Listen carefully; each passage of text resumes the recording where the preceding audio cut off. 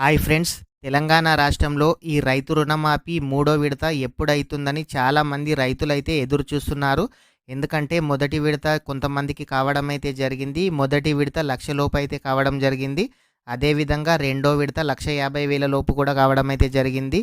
అయితే ఈ మూడో విడత రుణమాఫీ ఎప్పుడవుతుందని చాలామంది రైతులైతే ఎదురు చూస్తున్నారు.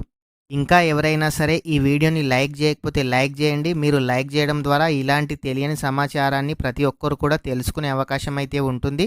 మొదటిసారిగా మన ఛానల్కి వచ్చినట్లయితే మన ఛానల్ను సబ్స్క్రైబ్ చేయండి. పక్కనున్న బెల్ ఐకాన్ పైన ప్రెస్ చేసి ఆల్ పైన సెలెక్ట్ చేయండి. ఇలా చేయడం ద్వారా నేను పెట్టే ప్రతి వీడియో అందరికంటే ముందు మీకు రావడం అయితే జరుగుతుంది. మీకు యూట్యూబ్కు కానీ ఆన్లైన్కు సంబంధించిన ఎటువంటి సందేహాలున్నా డిస్క్రిప్షన్లో వాట్సాప్ మరియు టెలిగ్రామ్ గ్రూప్ ఉన్నాయి. ఆ గ్రూప్లో అయితే జాయిన్ కండి. మీకు ఏ డౌట్ ఉన్నా డైరెక్ట్గా నాతో చాట్ అయితే చేయొచ్చు. నేను రిప్లై అయితే ఇస్తాను. అయితే మొదటి విడత రుణమాఫీ 1,00,000 రూపాయల లోపు 18వ తేదీన ఇవ్వడం అయితే జరిగింది. రెండవ విడత 1,50,000 లోపు 30వ తేదీన రావడం కూడా జరిగింది.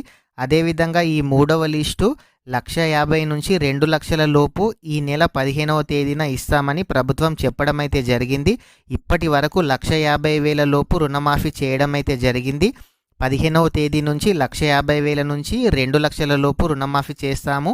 మూడవ లిస్టు 15వ తేదీన ఇస్తామని ప్రభుత్వం చెప్పడం అయితే జరిగింది. 2,00,000 అంతకన్నా ఎక్కువ ఉన్న వాళ్లకు ఈ 4వ లిస్టులో వచ్చే అవకాశం అయితే ఉంది. ఇది మొత్తం ఎన్ని లిస్టులు కొనసాగిస్తారో ఇప్పటి వరకు అయితే తెలియదు.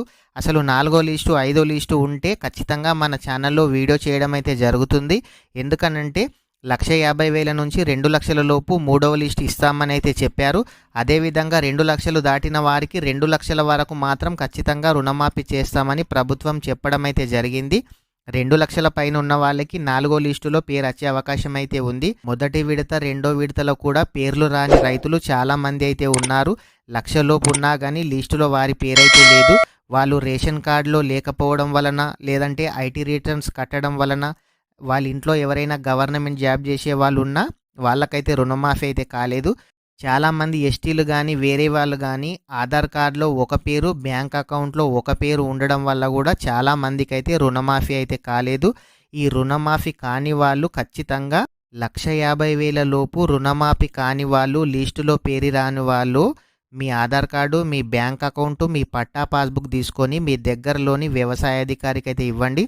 ఇట్లాంటి వాళ్ళు గవర్నమెంట్కు మీ లిస్ట్ అయితే పంపడం అయితే జరుగుతుంది. ఇట్లాంటి ప్రాబ్లమ్స్ ఉన్నవారు 4వ లిస్టులో కానీ లేదంటే 5వ లిస్టులో పేర్లు వచ్చే అవకాశం అయితే ఉంది. ఎవరైనా సరే రుణమాఫీ కాని వాళ్ళు చాలామందికి బ్యాంక్ అకౌంటు, ఆధార్ కార్డులో పేర్లు మ్యాచ్ కాకపోవడం వల్లనే రుణమాఫీ కాలేదు. లేదంటే వారికి రేషన్ కార్డు లేకపోవడంతో రుణమాఫీ కాలేదు. వాళ్ళ ఇంట్లో ఎవరైనా గవర్నమెంట్ జాబ్ చేసే వాళ్ళు ఉంటే కూడా రుణమాఫీ కాలేదు.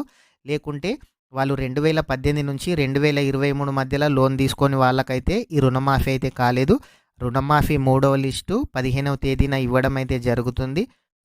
ఫ్రెండ్స్, ఇంకా ఎవరైనా సరే వీడియోను లైక్ చేయకపోతే లైక్ చేయండి. మీరు లైక్ చేయడం ద్వారా ఇలాంటి సమాచారాన్ని ప్రతి ఒక్కరు తెలుసుకునే అవకాశం అయితే ఉంటుంది. మొదటిసారిగా మన ఛానల్ను విజిట్ చేసినట్లయితే మన ఛానల్ను సబ్స్క్రైబ్ చేయండి. Thank you friends.